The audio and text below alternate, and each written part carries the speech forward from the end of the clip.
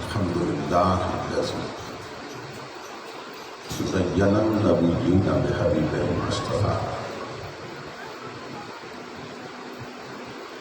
ومن على المؤمنين بنبيه المجتبى الصلاة والسلام على سيدنا ومولانا محمد خير البراء وعلى آله وأصحابه المتأدبين بالتقوى أما بعد فأعوذ بالله السميع العليم من الشيطان اللعين الرجيم بسم الله الرحمن الرحيم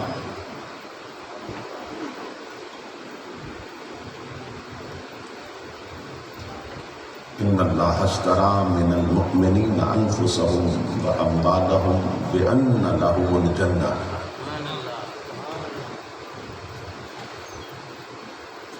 صدق الله مولانا العظيم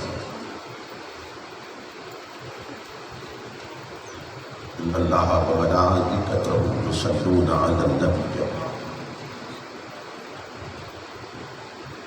يا أيها الذين آمنوا صلوا عليه وسلموا تسلیما. درود شریف پڑھیے.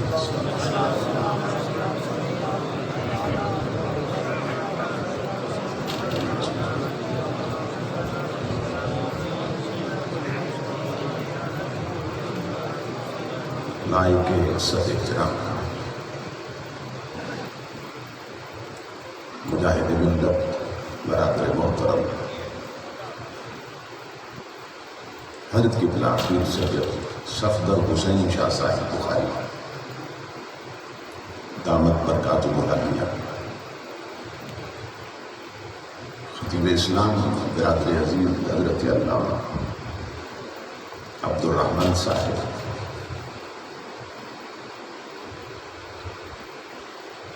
مجاہد ملت خطیب اسلام حضرت علامہ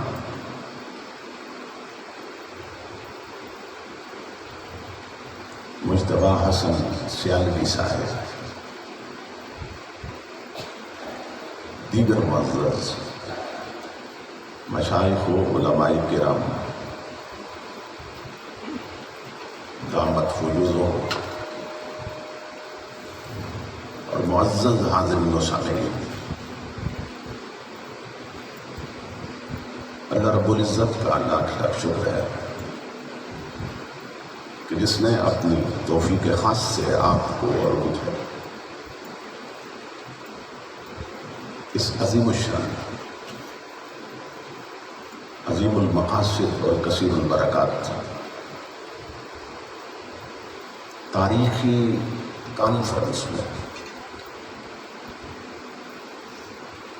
حاضری کا شرف ادا کیا.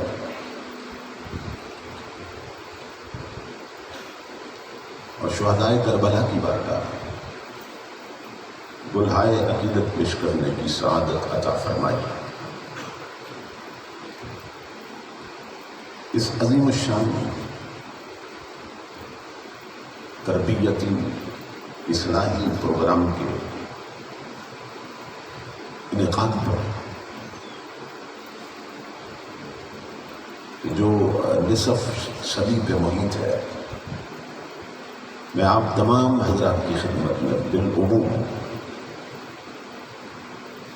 اور رانا برادران اور ان کے جملہ رفقا اور معابدین کی خدمت میں بالخصوص دل کی اتھا گہرائیوں سے ہدیہ تبریک و تحسین پیش کرتا ہوں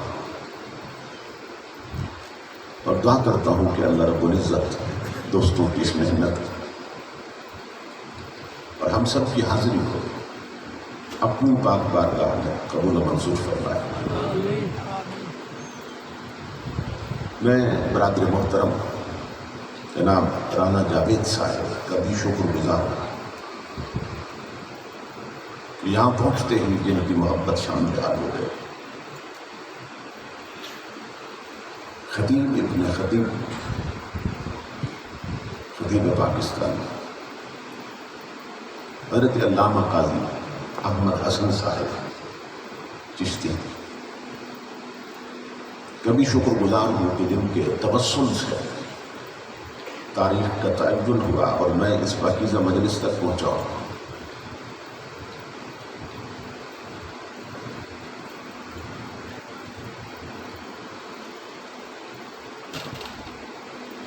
رانا برادران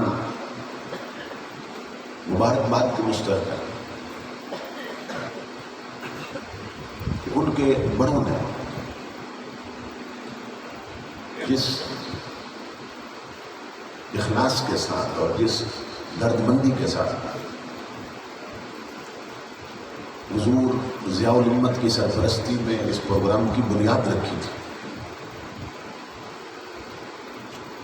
ان کی اولاد اسی خلوص کے ساتھ اور اسی درد مندی کے ساتھ اور ایثار کے ساتھ اس روایت کو قائم رکھے ہوئے۔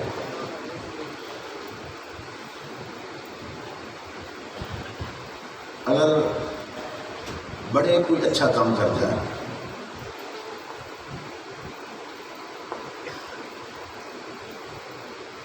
اور وہی اچھا کام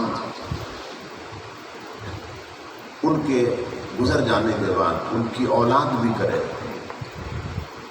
جو بڑے کر کے گئے، تو بزرگ فرماتے ہیں کہ یہ اس بات کی علامت ہوتی ہے کہ اللہ نے بڑوں کی خدمت قبول کر لی تھی۔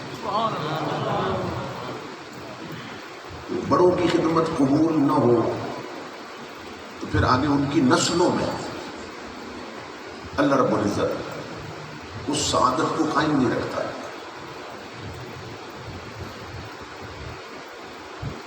تو اس وجہ سے میں نے مبارک دی کہ ان کا اپنے بڑوں کی اس حسین روایت کو قائم رکھنا یہ اس بات کی دلیل ہے کہ اللہ نے ان کے بڑوں کی کاوش کو قبول کر لیا۔ محرم الحرام کا ماہ مقدس جب بھی آتا ہے اپنے دامن میں عظیم یادیں بھی لاتا ہے اور کثیر برکتیں بھی لاتا ہے۔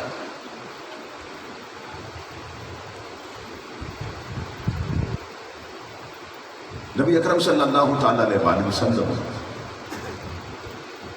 محرم شریف کے حوالے سے بطور خاص کچھ ہدایات دی،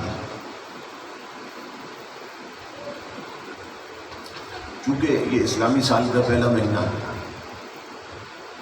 یہاں سے اسلام کا جو سال اس کی ابتدا ہوتی ہے۔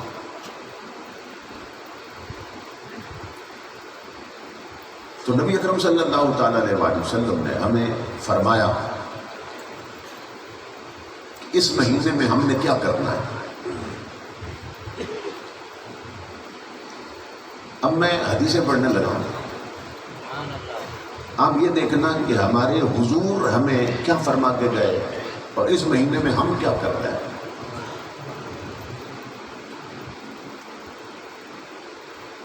نبی اکرم صلی اللہ تعالی علیہ وآلہ وسلم نے فرمایا افضل الصیام بعد رمضان صیام شہر اللہ المحرم،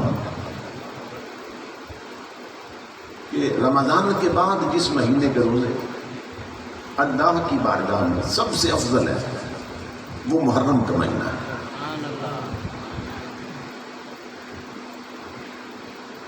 پھر ایک اور حدیث میں نبی اکرم صلی اللہ تعالی علیہ وآلہ وسلم نے فرمایا کہ من صام یوم من المحرم، کہ جس نے محرم کے ایک دن کا روزہ رکھا، اس نے تو ایک دن کا رکھا، اللہ رب العزت اسے 30 روزوں کا ثواب عطا کر دیتا ہے۔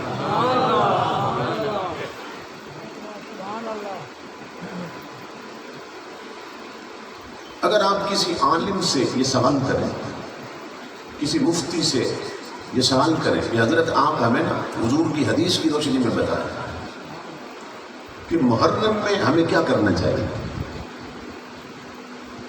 تو وہ اس کے سوا کوئی حدیث پیش نہیں کر سکتا ہے۔ ہر حدیث میں حضور نے یہی فرمایا کہ یہ مہینہ روزے رکھنے کا مہینہ ہے، مگر بد مذہبوں کی صحبت و سنگت کی وجہ سے ہماری میجارٹی اور اکثریت یہ سمجھنے لگ گئی کہ یہ مہینہ شاید صرف چاول کھانے کا مہینہ ہے، اور یہ مہینہ شاید صرف شربت پینے کا مہینہ ہے۔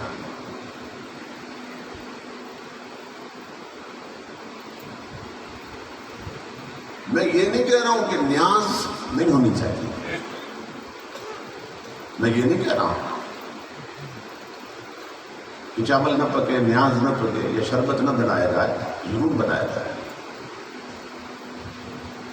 لیکن جو ہمارے نبی فرما گئے نا اس کو بھی نہ بلایا جائے۔ اس کا طریقہ کیا ہو کہ نیاز پکاؤ، تو وہ جو نیاز پکاؤ گے نا اسی سے سحری کرو، اسی سے افطاری کرو،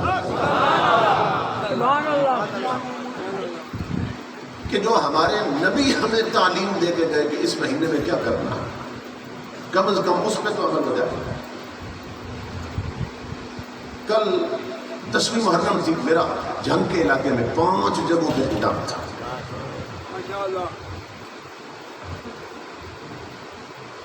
تھوڑے تھوڑے فاصلے پر شربت پیا پلایا جا رہا تھا۔ میں حیران ہوا، یہ لوگ امام کا دن منا رہے ہیں کہ جس کے بچے بھی اس دن میں سادہ پانی سے معروم رہے، اس کی یاد منانے والے شربت پی رہے ہیں۔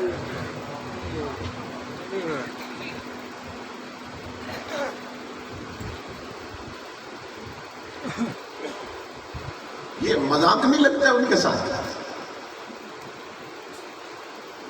کہ انہیں سادہ پانی بھی اس دن میں نہیں ملا جو مشہور ہے۔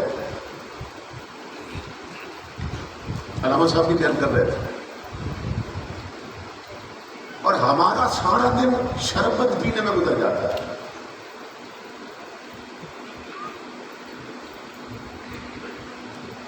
تو اگر ان سے محبت کا اظہار کرنا ہی ہے تو روزہ رکھو نا، ان کے ایصال ثواب کے لیے شربت بناؤ، اچھی سے اچھی نیاز پکاؤ ایصال ثواب کے لیے، مگر طریقہ یہ رکھو جو نیاز پکے اسی سے پورا ٹبر سحری کرے، اسی سے افطاری کرے۔ ہم ہیں چوری کھانے والے بنے، اسلام کو مانتا ہے، اس طرف نہیں آتے ہم لوگ۔ اب دیکھیے نا کس راستے پہ ہمیں چلا دیا گیا، جس راستے پہ ہمیں لگا دیا گیا۔ اور میں یہ بھی دیکھ رہا تھا وہ ان 5 جلسوں میں سنیوں کے بچے کالے کپڑے پہن کے بیٹھے ہوئے تھے، سنیوں کی اولاد، سنیوں کی عورتیں کالے کپڑے پہن کے پھر رہی تھی۔ اس کا مطلب یہ ہے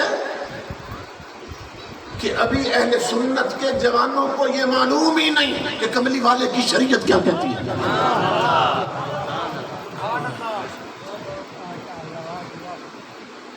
انہوں نے پیغام حسین ہی نہیں سمجھا ہے کہ جس پیغام اور مشن کو بچانے کے لیے فاطمہ کا نام اپنا سب کچھ قربان کرنا ہے، وہ اتنی قربانیاں دے گئے اور ہم نے ابھی تک دین ہی نہیں سمجھا ہے۔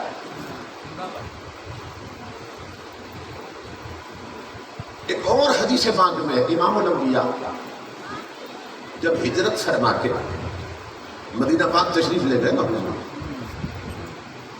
آپ نے وہاں دیکھا کہ مدینہ پاک میں جو یہودی رہتے تھے وہ 10ویں محرم کا روزہ رکھتے تھے،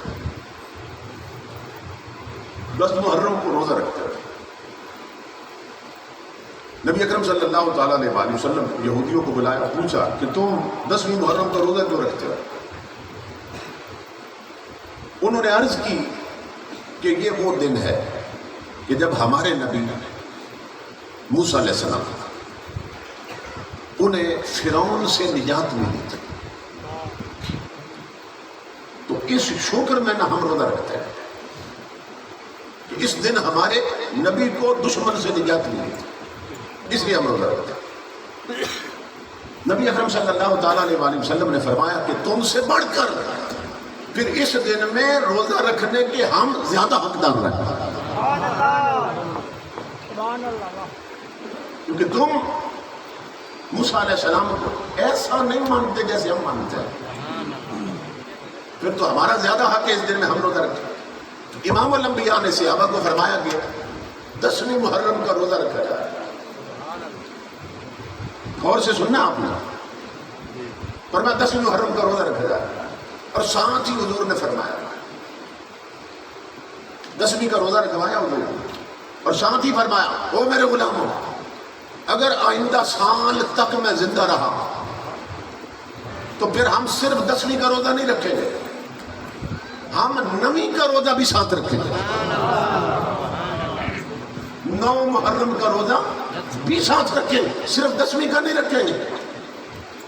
اب امام الانبیاء کے غلاموں سوال پیدا ہوا کہ حضور 2 روزے کیوں رکھوانا چاہتے ہیں؟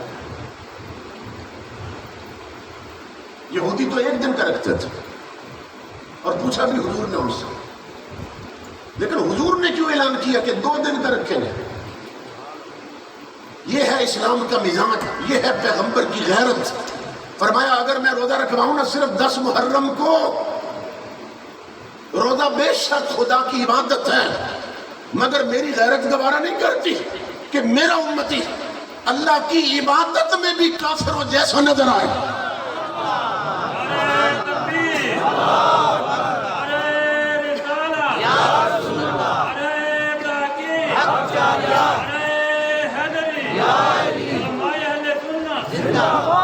تاجدار ختم نبوت، تاجدار ختم نبوت، اور جو پیغمبر یہ بھی گوارا نہیں کرتا کہ میرا غلام عبادت میں بھی بد مذہب ہو جیسا نظر آئے، وہ پیغمبر کب گوارا کرے گا کہ اس کا امتی کپڑے ہی بد مذہب ہو جیسے پہن لے اور رنگ ڈھنگی بد مذہب والا اپنا لے؟ امام الانبیاء نے فرمایا یہودی 1 دن کا رکھیں گے، ہم 2 دن کا رکھیں گے، تاکہ نکھیڑا ہو جائے، تاکہ نکھیڑا ہو جائے۔ امام الانبیاء یہ درس دے رہے ہیں کہ اگر میرے غلام ہو تو عبادت بھی ایسے طریقے سے مت کرو کہ بد مذہب ہو جیسے نظر آنے لگ جاؤ۔ امام الانبیاء کے غلام، اب دیکھیں نا، میں ایک مثال سے بات اور سمجھا دیں، مزید وضاحت ہو جائے۔ ہم بازار میں ہوں تو ہمارے ہاتھ کھلے رہتے ہیں، مارکیٹ میں ہوں تو ہمارے ہاتھ کھلے رہتے ہیں، شادی حال میں ہوں تو ہاتھ کھلے رہتے ہیں، دکان پہ ہو تو ہاتھ کھلے رہتے ہیں، لیکن اللہ کے رسول نے حکم دیا جب عبادت کے لیے مصلی پہ آؤ اب ہاتھ مان لو، اب ہاتھ مان لو۔ کیوں؟ فرمایا اس لیے کہ جب تو مصلی پہ کھڑا ہو نا تو تیرے ہاتھ بندے دیکھ کر دور سے بندہ پہچان جائے کہ یہ بندہ عادت میں نہیں کھڑا، رب کی عبادت میں کھڑا ہے۔ سبحان اللہ، سمجھ رہے؟ اسلام نکھیڑا کرنا چاہتا ہے کہ عادت اور ہے، عبادت اور ہے، اس لیے فرمایا۔ تو تاجدار کائنات کی غیرت یہ گوارا نہیں کرتی کہ ہم عبادت میں بھی بد مذہب ہو جیسے نظر آئے۔ تو تم نے کھڑے پہن لیے، تم نے کالے کپڑے پہن لیے، تم نے گھروں پہ علم لگا لیے، تو حضور کے دل پہ کیا بیت رہی ہوگی؟ مسلم کی حدیث ہے، تاریخ حدیث کی انتہائی اتھینٹک کتاب کی حدیث سے بات کر رہا ہوں۔ حضور کے صحابی تھے حضرت عبداللہ بن عمرو، وہ حضور کی بارگاہ میں آئے اور آنکھیں عرض کی یا رسول اللہ میں آپ کی زیارت کے لیے حاضر ہوں، لیکن حضور نے جب دیکھا نا ان کی طرف، انہوں نے اس رنگ کے کپڑے پہنے ہوئے تھے، اس دور میں جس رنگ کے کپڑے مکے کے کافر پہنتے تھے۔ لباس اپنی بناوٹ میں، اپنی کٹنگ میں، اپنی سلائی میں شریعت کے مطابق بنا ہوا تھا۔ بناوٹ شریعت کے خلاف نہیں تھی لباس کا، اس کی ساخت شریعت کے خلاف نہیں تھی، صرف رنگ ملتا تھا کپڑوں کا اس رنگ کے ساتھ جس رنگ کے کپڑے کافر پہنتے تھے۔ تصور کرنا، تاجدار کائنات نے دیکھا غصے کے ساتھ حضور کے چہرے اقدس کا رنگ ہی بدل گیا، اللہ کا حبیب جلال میں آ گیا، اور پتہ کیا فرمایا؟ میں حدیث پڑھنے لگا ہوں، امام الانبیاء نے فرمایا ان هذه من ثياب الكفار، وہ عبداللہ وہ میرا غلام ہو کر وہ اس رنگ کے کپڑے پہننے ہیں جس رنگ کے کافر پہنتے ہیں۔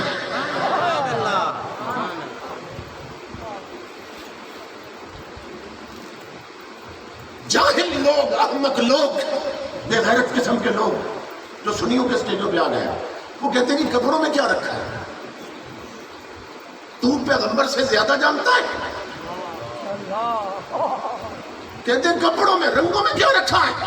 میرے آقا نے فرمایا وہ میرا غلام ہو کر اس رنگ کے کپڑے پہنے جس رنگ کے کپڑے کافر پہنتے ہیں۔ وہ لرز اٹھے صحابی حضور، عرض کی میرے آقا یہ رنگ جو ہے نا یہ کچا رنگ ہے، ابھی پکا نہیں ہوا کپڑوں میں، اگر آپ اجازت دیں تو میں کپڑے اتار کے نا دھو کر یہ رنگ اتار دیتا ہوں۔ رنگ ہی پسند نہیں نا، رنگ ملتا ہے کافروں کو رنگ کے ساتھ، یا رسول اللہ میں رنگ اتار دیتا ہوں۔ تمہارے میرے نبی اتنے جلال میں تھے، حضور نے فرمایا عبداللہ کپڑے ضرور اتار مگر رنگ نہیں اتارنا، ان کپڑوں کو اتار کر آگ لگا دے۔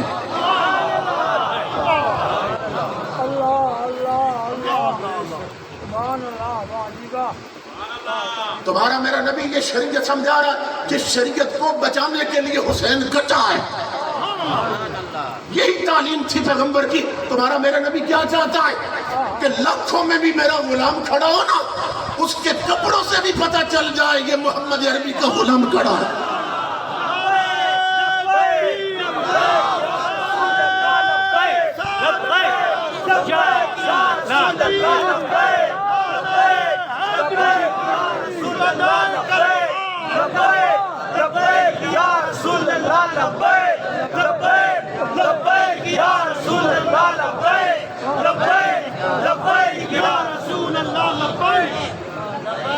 بعض بدبخت کہتے ہیں یہ نعرہ کہتے ہیں سیاسی نعرہ ہے، سمجھ رہے؟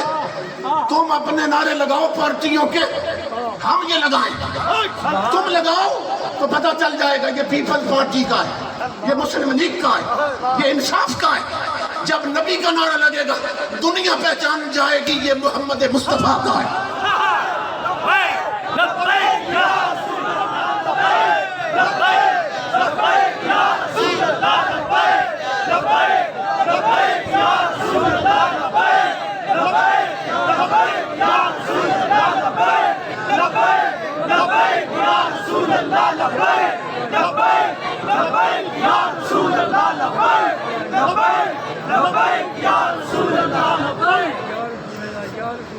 اس لیے میرے آقا کے غلاموں شریعت کا مزاج سمجھو، شریعت کو سمجھو۔ اللہ اللہ نبی اکرم صلی اللہ تعالیٰ علیہ وآلہ وسلم نے جو تعلیمات دی ہیں نا، ایک پورا چیپٹر ہے تشبہ فی الاسلام، کہ تم ایسا کام نہیں کر سکتے کہ جو بد مذہبوں کی مذہبی علامت بن چکا ہو۔ مثلا جو عیسائی ہیں نا وہ گلے میں سلیب پہنتے ہیں، سلیب، اور جو ہندو ہے وہ مذہبی علامت کے طور پر اپنے گلے میں زنار پہنتا ہے۔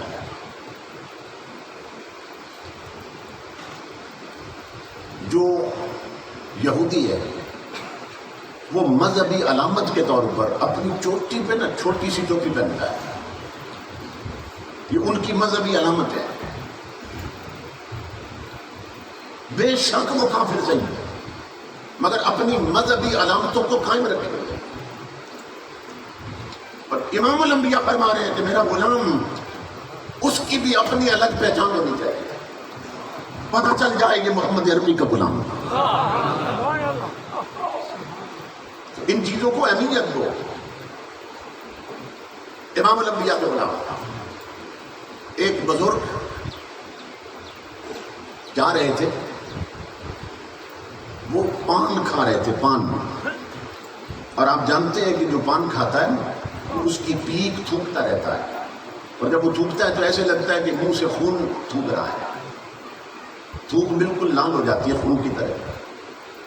وہ پان کھا رہے تھے اور جا رہے تھے, اور وہ دن ہندوؤں کی ہولی کا دن تھا.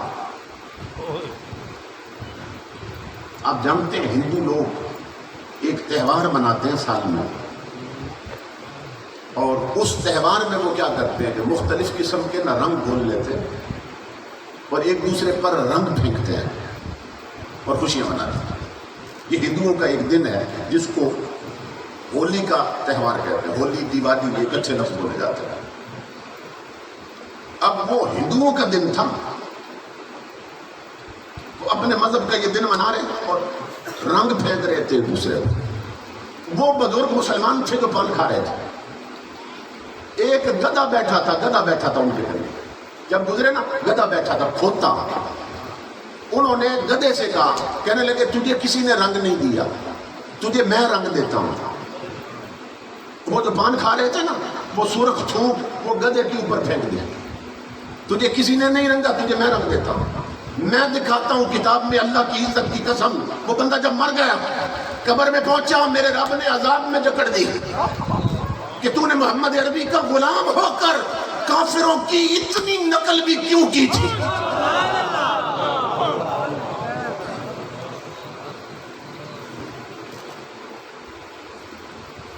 اس لیے سنیو, میں دیکھ رہا ہوں دل کے پھپھولے جل اٹھے سینے کے داغ سے.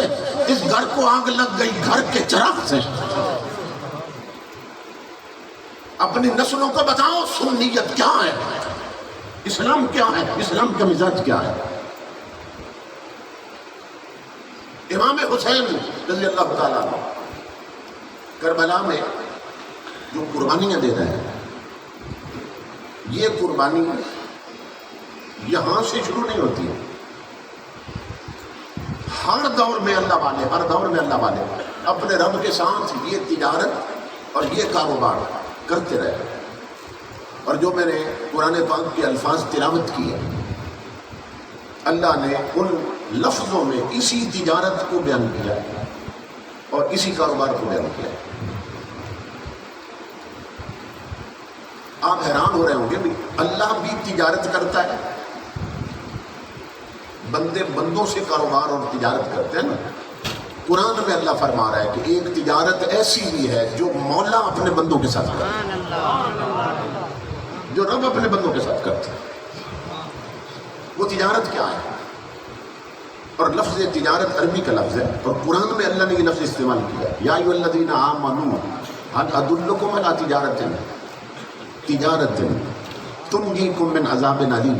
اے ایمان والو, کیا میں تمہیں وہ تجارت نہ بتاؤں جو تمہیں جہنم سے ہی بچا لے.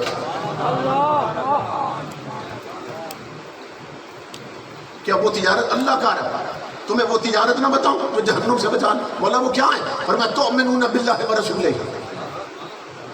الی آخر آیہ. فرمایا وہ تجارت یہ ہے جب تم نے کہا نا میرا رب اللہ ہے اور مدینے والا میرا رسول ہے. فرمایا وہ تجارت یہ ہے کہ پھر وقت آئے تو اسلام کے لیے تن من دھن سب کچھ لٹا دے. فرمایا وہ تجارت یہ ہے. اس آیت میں جو میں نے خطبہ میں تلاوت کی, یہاں بھی اللہ رب العزت نے فرمایا ان اللہ اشترا, بے شک اللہ نے خرید لی ہے, اللہ نے خرید لی ہے. کیا؟ من المؤمنین, مومنوں سے, انفسہم و اموالہم, ان کی جانیں بھی خرید لی, ان کے مال بھی خرید لی اللہ نے. آپ جانتے ہیں کہ جب کوئی چیز بیچی جاتی ہے اور خریدی جاتی ہے پھر اس کی کوئی قیمت بھی قرار پاتی ہے.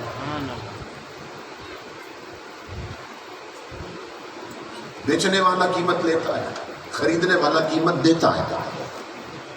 تو یہاں اللہ تجارت کا ذکر کر رہا ہے جو وہ اپنے بندوں سے کرتا ہے، تو بتا رہا ہے کہ یہاں خریدنے والا کون ہے اور بیچنے والا کون ہے، اور بیچا کیا جا رہا ہے۔ فرمایا خریدار میں بنتا ہوں، خود میں بنتا ہوں، اور بیچنے والے مومن ہیں۔ اور کیا بیچتے ہیں؟ اپنی جانیں اور مال، وہ مجھے دے دیتے ہیں، اور بدلے میں قیمت کیا دیتا ہوں؟ فرمایا بِأَنَّ لَهُمُ الْجَنَّةَ، جان اور مال میں لے دیتا ہوں اور قیمت کے طور پر اپنی پوری جنت انہیں دے دیتا ہوں۔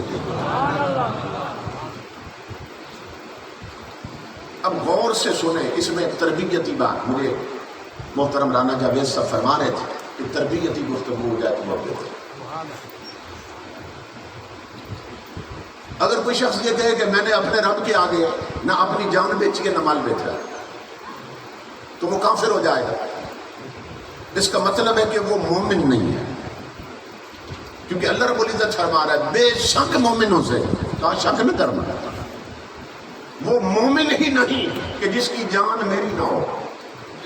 اللہ فرما رہا ہے وہ مومن ہی نہیں جس کا مال میرا نہ ہو، کیونکہ مومنوں سے میں خرید چکا ہوں جانیں بھی اور مال بھی، اور بدلے میں میری جنت ان کی ہے، ان کی جان میری ہے، اور مومنوں کا مال بھی میرا ہے۔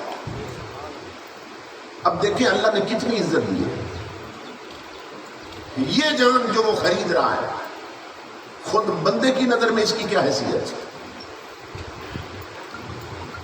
جس جان کا خریدار خدا بن گیا، خود بندے کی نظر میں اس کی کیا حیثیت ہے جان؟ آج اس بگڑے ہوئے معاشرہ میں لوگ بکری چوری کرنے آتے ہیں، بندہ مار جاتا ہے، جان کی کیا حیثیت بندے کی نظر میں؟ جان سے زیادہ اس کی نظر میں بکری قیمتی ہے۔ مرغی چوری کرنے آتے ہیں، بندہ مار جاتے ہیں، اس کی نظر میں جان سے بڑھ کر مرغی قیمتی ہے، خود بندے کی نظر میں کوئی قیمت نہیں ہے جان کی۔ مال ڈاکہ پڑ جاتا ہے، چوری ہو جاتا ہے، کوئی حیثیت نہیں اس مال اور جان کی بندے کی نظر میں۔ اللہ فرماتا ہے تو محمد عربی کا غلام ہے، آ میرے ساتھ سودا کر لے، تجارت کر میرے بندے میرے ساتھ۔ بولا تو کیا کرے گا؟ فرمایا یہ تیری فانی جان ہے، یہ میں خرید لیتا ہوں، بدلے میں تجھے وہ جان دوں گا، کوئی مائی کا لال پھر تجھے مار نہیں سکے گا۔ یہ مال تیرا فانی ہے جس پر ڈاکہ بھی پڑ سکتا، چوری بھی ہو سکتا۔ فرمایا یہ مال مجھے دے، بدلے میں وہ مال دوں گا، کوئی مائی کا لال اسے لوٹ نہیں سکے گا۔ فرمایا یہ سودا کر میرے ساتھ۔ امام الانبیاء کے غلاموں، اس کا کرم دیکھیے یار کی نسبت کی وجہ سے، وہ یہ بھی تو قرآن میں فرما سکتا تھا کہ میرے حبیب تیری امت نے، تیرے غلاموں نے اپنی جان اور مال دے کر مجھ سے جنت خریدی، یہ بھی تو فرما سکتا تھا۔ انہوں نے اپنی جانیں دے کر مجھ سے جنت خریدی، مال دے کر مجھ سے جنت خریدی۔ اللہ فرماتا نہیں یہ تیرے ہیں، میں انہیں عزت دینا چاہتا ہوں۔ فرمایا میرے حبیب میں بات کا رخ بدل کے بات کر رہا ہوں، انہوں نے جان دے کر جنت نہیں خریدی ہے، میں نے اپنی جنت دے کر ان کی جان خریدی، میں نے اپنی جنت دے کر ان کے مال خریدا۔ تو یہ تجارت قرآن بتا رہا ہے امام الانبیاء کے غلاموں، ہر دور میں اللہ والے اللہ سے یہ تجارت کرتے رہے، اور قرآن میں اللہ رب العزت نے بتایا کہ ہر دور میں تاجر کون تھے، پر تجارت منڈیوں میں ہوتی ہے نا۔ اللہ نے قرآن میں بتایا ہے کئی مثالیں دے کر کہ تاجر فلاں تھا اور منڈی فلاں جگہ لگی تھی، اور اس نے جان بھی مجھے دی تھی اور مال بھی دیا تھا۔ مولا وہ تاجر ہمیں بتاؤ قرآن میں کون ہے؟ اب میں صرف چند مثالیں دینے لگا ہوں۔ امام الانبیاء کے غلاموں، تاجر حضرت ابراہیم ہے، منڈی نمرود کی آنکھ بنی ہے۔ تاجر حضرت یوسف ہیں، منڈی مصر کا بازار بنا ہے۔ تاجر حضرت موسیٰ ہیں، منڈی دریائے نیل کی چھاتی بنی ہے۔ تاجر حضرت مریم ہیں، منڈی تانوں والوں کے تانے بنے، اور پاکیزہ مریم دنیا انگلیاں اٹھاتی رہی، تیری ماں ایسی نہ تھی، تیرا باپ ایسا نہ تھا.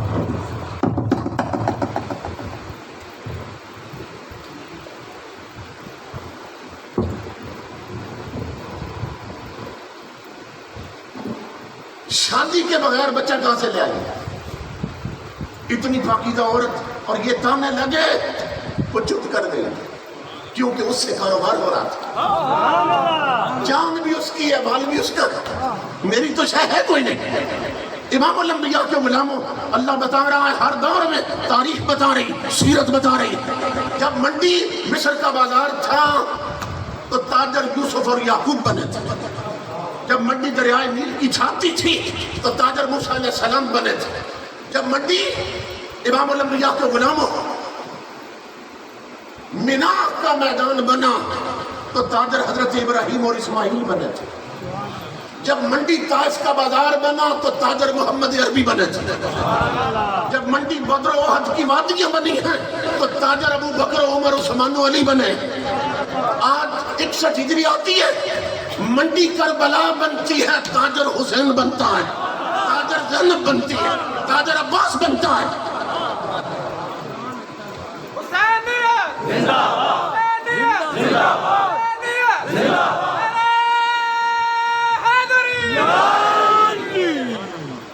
جب مامون کا دور آتا ہے منڈی بغداد بنتا ہے، تاجر امام احمد ابن حنبل بن جاتا ہے. امام الانبیاء کے غلاموں اپنے ملک میں آ جاؤ. اسی دور میں جب باطل اور طاغوتی طاقتوں کے پالے ہوئے حکمران تخت میں آتے اور لا دینیت، بے غیرتی، بے حیائی کو پھیلانا چاہتے اور نبی کی عزت کے جھنڈے گرانے چاہتے تو پھر منڈی فیض آباد بنتا ہے، تاجر امیر المجاہدین بنتا ہے.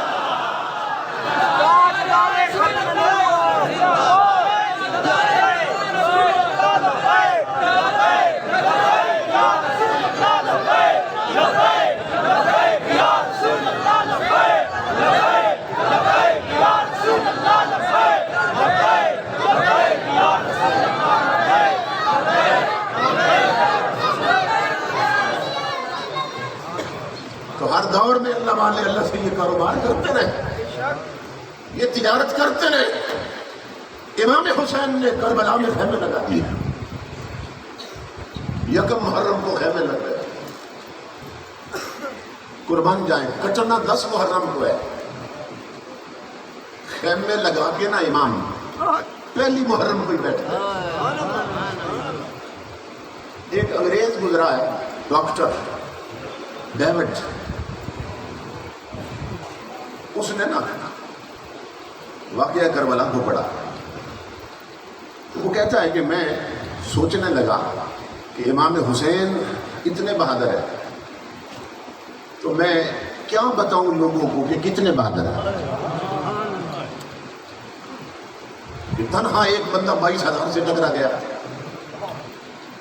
تو میں لوگوں کو کیا بتاؤں. کہتا ہے میں سوچ کے نا تو پھر مجھے خیال آیا کہ جو رستم زمان تھا، رستم زمان نامی گرامی پہلوان، انٹرنیشنل لیول تاریخ میں اس کا نام ہے، تو میں یہ کہہ دیتا ہوں کہ حسین رستم کی طرح بہادر تھا. وہ کہتے ہیں یہ خیال آیا تو میں نے کہا میں ذرا رستم کی زندگی پڑھ لوں نا، اگر کوئی مطابقت ہوئی تو پھر کہوں گا کہ حسین رستم کی طرح بہادر تھا. یہ انگریز ہے، اورینٹلسٹ ہے، اس نے رستم کی زندگی پڑھی. وہ کہتا ہے جب زندگی پڑھی میں نے، اس میں لکھا تھا کہ رستم جو تھا نا، اس کی بیوی حاملہ تھی اور اس نے کئی سال کے لیے کہیں جانا تھا. اس نے اپنی بیوی سے کہا کہ میرے بعد اگر بیٹا پیدا ہوگا تو تو نے اس کا نام رکھنا ہے سورام. رستم اور سورام آپ نام جانتے ہیں، پہلوانی کے باب میں، ریسلنگ کے باب میں یہ نام بڑے مشہور ہیں تاریخ میں. ایک تو جب بیٹا پیدا ہو تو نام رکھنا ہے سورام، دوسرا میری طرح اسے پہلوان بنانا ہے، اچھی تربیت کرنا اس کی. اس نے اپنا ایک لاکٹ دے دیا یا ایک بیلٹ تھی، اس نے لاکٹ دے دیا کہ میرا بچہ جب جوان ہو جائے نا تو یہ لاکٹ اس کے گلے میں ڈال دے. معلوم نہیں مجھے کتنے سال لگ جائے میں واپس.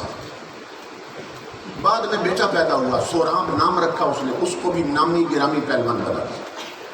پہلوانی میں اتنا مشہور ہوا کہ ایک سٹیٹ کے بادشاہ نے، ایک سلطنت کے بادشاہ نے اسے اپنے دربار کا پہلوان مقرر کر دیا کہ یہ بادشاہ کا پہلوان، اس کے جوڑ کا کوئی نہیں تھا۔ جب رستم آیا اپنی اسٹیٹ میں واپس، تو بچہ تو دوسری اسٹیٹ میں جا چکا تھا۔ اللہ کا کرنا ایسا ہوا، محلاتی سیاست نے ایسا رنگ بدلا کہ دونوں بادشاہ جو تھے نا ان کی جنگ ہونے لگی۔ اب بیٹا ادھر ہے، باپ ادھر ہے۔ باپ نہیں جانتا میرا بیٹا کیسا ہے۔ ادھر سے اس بادشاہ نے جنگ شروع کرنے سے پہلے اپنا پہلوان نکالا، کون؟ سوراب۔ اس نے رستم نکال دیا۔ معلوم نہیں دونوں کو رشتہ کیا ہے، آمنے سامنے کھڑے ہیں۔ امام الانبیاء کے غلاموں، سوراب نے کہا پہل تو کرے گا یا میں کروں؟ رستم نے کہا تو کر لے گا، تو جوان ہے میں بوڑھا ہوں، میں بعد میں حملہ کروں گا۔ اس نے حملہ کیا، یہ بڑا داغ تھا، ماہر تھا، اس نے نا اس کے وار سے اپنے آپ کو بچا دیا، اس کا وار اچھا پڑا۔ اب اس نے کہا میری باری ہے، اب تو بھی بچنا۔ اس نے نشانہ لگایا اور ایسا نیزہ مارا نا اس کے سینے سے پار کر دیا۔ سوراب گرا زمین پر، اور گرتے ہوئے سوراب نے کہا، اس نے کہا تو نے مجھے مار تو دیا ہے لیکن تو نہیں جانتا میں کس کا بیٹا ہوں۔ اب تو نہ زمین میں چھپ سکتا ہے نہ آسمان میں، جہاں بھی جائے گا میرا باپ تجھے وہاں سے نکال لائے گا اور میرا بدلہ لے گا قتل کا تم سے۔ رستم نے کہا تو کس کا بیٹا ہے؟ اس نے کہا سوراب نے، کہ میں رستم کا بیٹا ہوں۔ اس نے کہا میں نہیں مانتا۔ اس نے گریبان پھاڑا، اس نے کہا ماں نے یہ لاکٹ ڈالا تھا کہ ابا نشانی دے کے گیا تھا، دیکھ یہ نشانی اس کی میرے پاس۔ جب رستم نے اپنی نشانی دیکھی یقین ہو گیا یہ میرا بیٹا ہے۔ انگریز لکھتا ہے، ڈاکٹر کہتا ہے جب میں نے تاریخ پڑھی تو اس میں لکھا تھا کہ رستم نے جب دیکھا میرا بیٹا مر گیا اور سینے سے نیزہ پار ہوا تو رستم لڑکھڑانے لگ گیا۔ دنیا نے اسے گرتے دیکھا ہے، پھر کسی نے اٹھتے نہیں دیکھا۔ ڈاکٹر ڈیوڈ کہتا ہے انگریز، اور میں نے چاہا تھا حسین کو کہہ دوں رستم جیسا ہے، مگر نہیں نہیں نہیں نہیں نہیں، رستم کیا حسین جیسا ہو سکتا ہے، یا حسین رستم جیسا کیسے ہو سکتا ہے؟ رستم تو اپنے ایک بیٹے کی موت گوارا نہیں کر سکا، اور فاطمہ کا لال ہر بیٹے کے 100 ٹکڑے اٹھا کے بھی خدا کی حمد کر رہا تھا۔ اختی ٹھنڈک دل دا چین، اختی ٹھنڈک دل دا چین، اختی ٹھنڈک دل دا چین۔ اس نے جملہ لکھا ہے انگریزی میں امام حسین کے بارے میں، کافر ہے امام کے بارے میں لکھتا ہے، کہتا ہے no one can be compared with امام حسین in punctuality, regularity and stability۔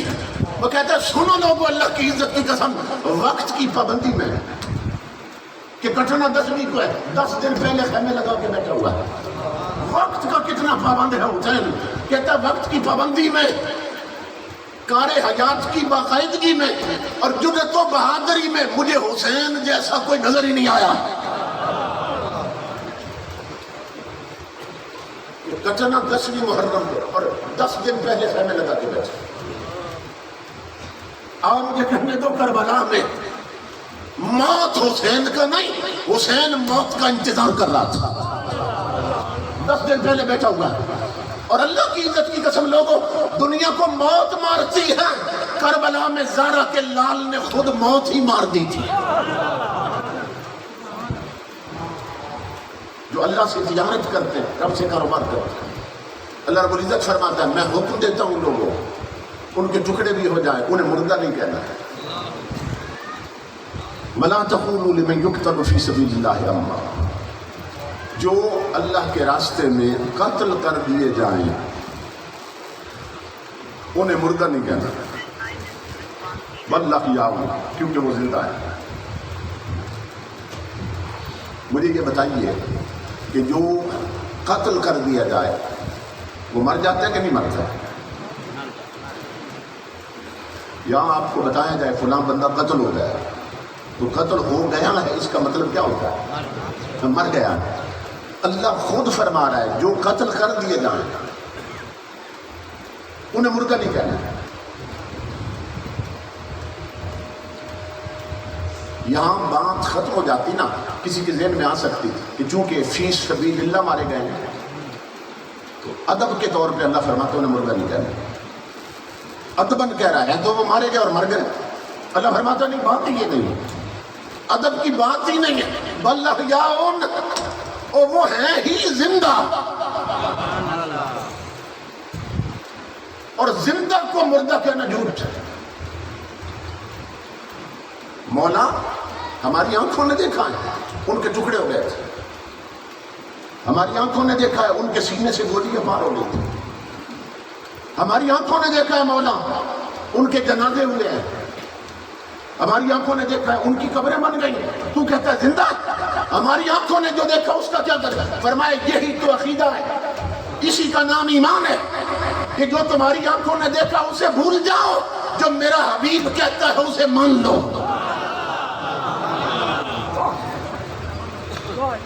یہ ہے ایمان، یہ ہے عقیدہ۔ کیا مطلب؟ تمہاری آنکھیں غلط دیکھ سکتی ہیں، میرا حبیب غلط بتا نہیں سکتا ہے۔ جب یار کہتا ہے وہ زندہ ہے تو آنکھیں بند کر کے مان لو کہ وہ زندہ ہے،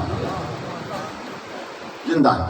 اب امام الانبیاء کے غلاموں، مجھے کوئی دنیا کا بندہ بتا دے کہ ماتم مردہ کا ہوتا ہے یا زندہ کا ہوتا ہے؟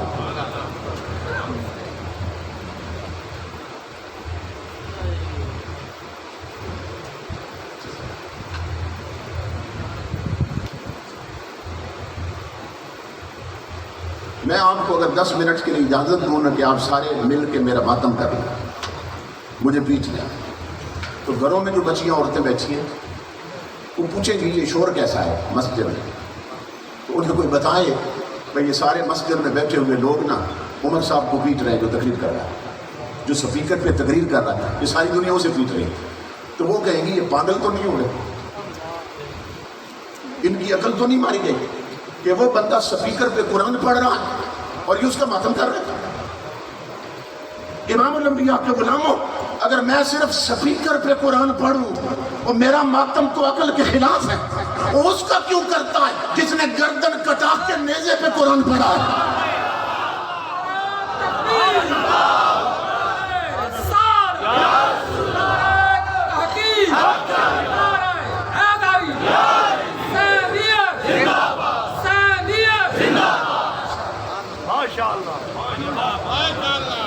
سمجھ رہے؟ اللہ رب العزت فرما رہا ہے شہید زندہ ہیں، پر انہیں مردہ نہیں کہنا ہے، انہیں مردہ نہیں کہنا ہے۔ وہ کیسے زندہ ہے؟ کیسے زندہ ہے؟ اگر ایک بندہ یہاں کھڑا ہو جائے اور وہ کھڑا ہو کے کہے یہ جتنے بندے بیٹھے ہیں یہ سب مردہ ہیں، آپ چلے جائیں سیال شریف، وہاں مفتی صاحب سے فتویٰ مانگے اس بندے کے بارے میں کہ جو بندہ اتنے مجمع عام میں اتنے لوگوں کو مردہ کہہ رہا ہے، بتاؤ شریعت اس کے بارے میں کیا حکم لگاتی ہے؟ تو مفتی صاحب لکھیں گے، جس عالم سے بھی آپ مسئلہ پوچھ لیں وہ فتوے میں یہی لکھے گا کہ اس بندے نے اعلانیہ جھوٹ بولا ہے، مجمع عام میں اتنی دنیا کے سامنے اعلانیہ جھوٹ بولا ہے اس نے، تو اس لیے یہ فاسق ہے، فاسق کہ اتنے زندہ لوگوں کو یہ مردہ کہہ رہا ہے، یہ اتنا بڑا جھوٹا ہے، شریعت کا حکم کیا لگے گا کہ وہ فاسق ہو گیا۔ تو آپ مفتی صاحب سے پوچھیں کہ اس کے پیچھے نماز ہو جاتی ہے کہ نہیں ہوتی، تو دنیا کا ہر عالم بتائے گا کہ وہ فاسق ہو چکا ہے، اس کے پیچھے نماز نہیں ہوتی ہے۔ آپ پوچھیں مفتی صاحب سے، عالم صاحب سے کہ چلو اس کے پیچھے تو نہیں ہوتی ہے لیکن اس کی اپنی نماز ہو جاتی ہے کہ نہیں ہوتی ہے؟ اگر وہ خود پڑھے تو مفتی صاحب کہیں گے کہ اس کی اپنی تو ہو جاتی ہے۔ کیوں؟ اس لیے کہ ہم نے اسے فاسق کہا ہے، کافر تو نہیں کہا ہے۔ یہ سنیں غور سے، اس کو سمجھیں۔ مفتی صاحب کہیں گے اس نے اتنے زندہ بندوں کو مردہ کا ہے، اعلانیہ جھوٹ بولا ہے، تو ہم نے فاسق لکھا ہے، اپنی نماز اس کی ہو جائے گی، امام بنے گا تو پیچھے نہیں ہوگی لوگوں کو، کیونکہ فاسق ہے، اس لیے کہ وہ فاسق بنا ہے، کافر نہیں بنا ہے، تو شریعت اسے فاسق کہتی ہے۔ امام الانبیاء کے غلاموں جو اتنے زندہ لوگوں کو مردہ کہے، اور وہ صرف شریعت نبی کی نظر میں فاسق بنتا ہے۔ فاطمہ کے لال کٹ کے بھی ایسے زندہ ہیں، جو انہیں مردہ کہے وہ کافر بنتا ہے۔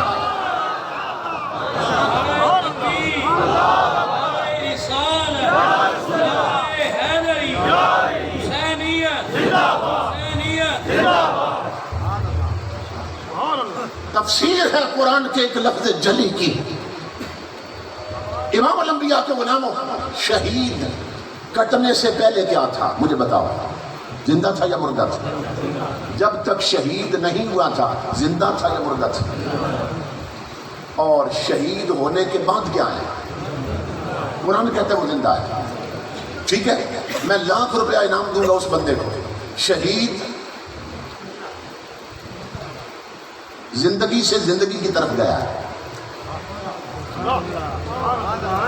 سمجھ رہے ہیں؟ شہید گیا ہے زندگی سے، وہ موت کی طرف تو گئی نہیں، وہ زندگی سے زندگی کی طرف گیا۔ شہید کی ان 2 زندگیوں میں کوئی مائی کا لال مجھے 1 سیکنڈ ایسا ثابت کر دے جس میں اسے مردہ کہہ سکے۔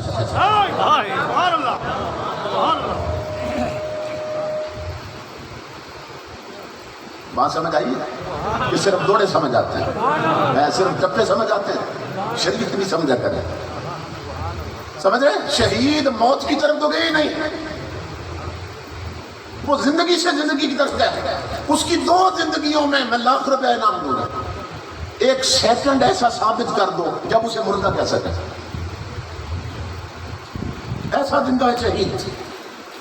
اب میں مثال سے سمجھا رہا ہوں، وہ جب زینب کے سر پہ ہاتھ رکھ کے الوداع ہو کے میدان کی طرف گیا تھا زندہ تھا،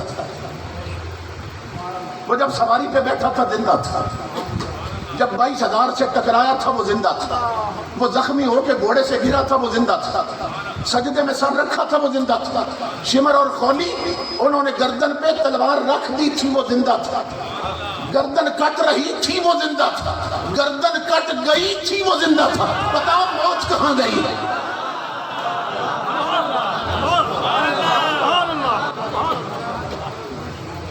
ڈھونڈو موت کہاں گئی ہے؟ تفسیر ہے قرآن کے ایک لفظ جلی کی، آیات سے ثابت ہے کرامات ولی کی۔ جب زندگی ثابت ہے حسین ابن علی کی، تو ہم موت نہ مانیں گے مدینے کے نبی کی۔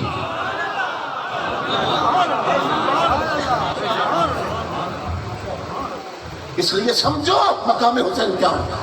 کربلا کی خاک پر کیا آدمی سجدے میں ہے؟ موت رسوا ہو چکی ہے، زندگی سجدے میں ہے۔ میرے آقا کے غلاموں، اللہ فرماتا ہے ہم ہر دور میں یہ کاروبار کرتے رہے، مومنوں کی جان بھی ہم لیتے ہیں، مال بھی ہم لے لیتے ہیں، اور بدلے میں اسے جنت عطا فرما دیتے ہیں۔ تو جب 10ویں کو خیمے لگ گئے اور 10ویں محرم کو امام الانبیاء کے غلاموں ماحول بن گیا قربانیوں کے لیے، اب اللہ خریدار بننے لگا۔ اللہ رب العزت نے فرمایا، تمثیل میں عرض کر رہا ہوں، فرمایا اسرائیل دیکھ میدان کربلا کی طرف خیمے کیوں لگے؟ اسرائیل نے عرض کی مولا تو جانتا ہے نبی کے کندھوں کا سوار تیرے ساتھ آج کربلا کی منڈی میں وہی کاروبار کرنے آیا جو مینا کی منڈی میں حضرت ابراہیم نے کیا تھا اور حضرت اسماعیل نے کیا تھا، یہ وہی کاروبار کرنے آیا جو بدر کی میدان میں اور احد کے میدان میں ابو بکر و عمر نے کیا تھا، جو خیبر میں اصحاب رسول نے کیا تھا۔ مولا یہ وہی کاروبار کرنے آیا، تو اللہ نے فرمایا اسرائیل پھر اتر جا کربلا کی منڈی میں، لیکن یاد رکھنا تاجروں کا طریقہ یہ ہوتا ہے پکا مال اٹھاتے ہیں کچا چھوڑ دیتے ہیں۔ اسرائیل یہ فاطمہ کا دودھ پینے والا ہے، علی کا خون ہے، آج میرے ساتھ تجارت کرنے آیا، تو کربلا کی منڈی میں اتر، آج ہم قانون تجارت بدل دیتے ہیں، حسین کا کچا بھی اٹھا لے، اس کا پکا بھی اٹھا لے، اس کا 18 سال کا اکبر بھی قبول ہے، اس کا 6 مہینے کا اصغر بھی قبول ہے۔ امام الانبیاء کے غلاموں یہ تجارت تھی جو ہر دور میں اللہ والے رب سے کرتے رہے، اور امام سب کچھ قربان کر کے یہ بتا گئے کہ حسین کیا ہے، فرمایا خود وفا کیش ہے اور در سے وفا دیتا ہے، حق پہ آ چاہے تو گھر بار لٹا دیتا۔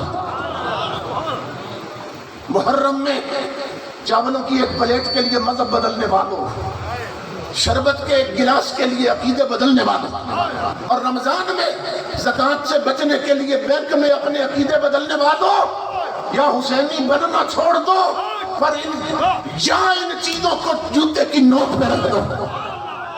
حسین کا پیغام ہے۔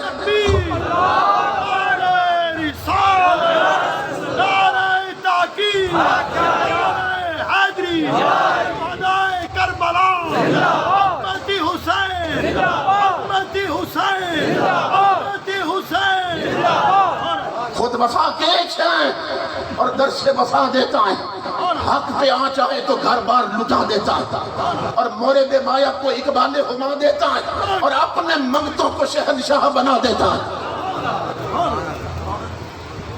جو حسین کے منگتے ہوں، جنہوں نے جرت کی بھیک حسین سے لی، حسین انہیں بادشاہ بنا دے، کیسے؟ تو اسی دور میں امام الانبیاء کے غلاموں حکومتی گنڈے زور لگا چکے، مگر ویل چیئر پہ بیٹھنے والا عاشق رسول جب دھرنے میں بولتا تھا امیر المجاہدین لگتا تھا، جنازہ اٹھا ہے امیر المومنین لگ رہا تھا۔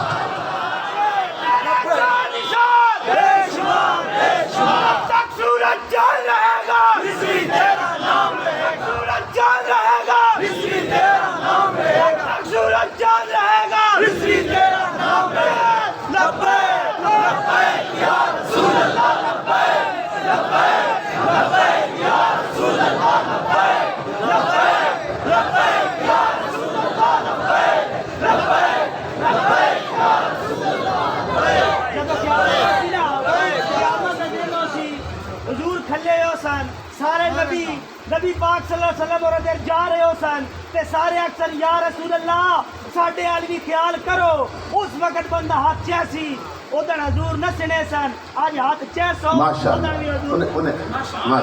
انہیں اپنے جذبات کے اظہار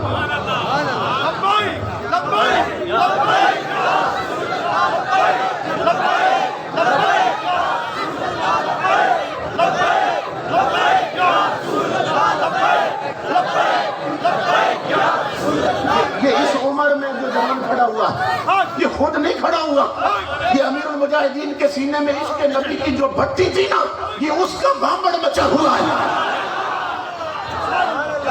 خود وفا کیش ہے اور در سے وفا دیتا ہے، حق پہ آ جائے تو گھر بار لٹا دیتا ہے، مورد مایا کو اقبال ہما دیتا ہے، اپنے منگتوں کو شہنشاہ بنا دیتا ہے۔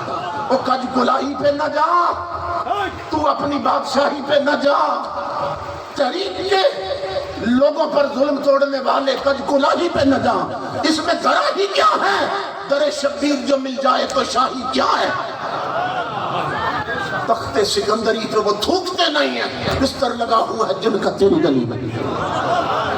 اس لیے میرے آقا کے غلاموں حسینی مشن پہ علم بردار بن جاؤ، امام کے قافلے میں اگر شامل ہونا ہے تو پھر حضور کے دین کے لیے وقت آئے تو تن من دھن سب کچھ لٹا دو۔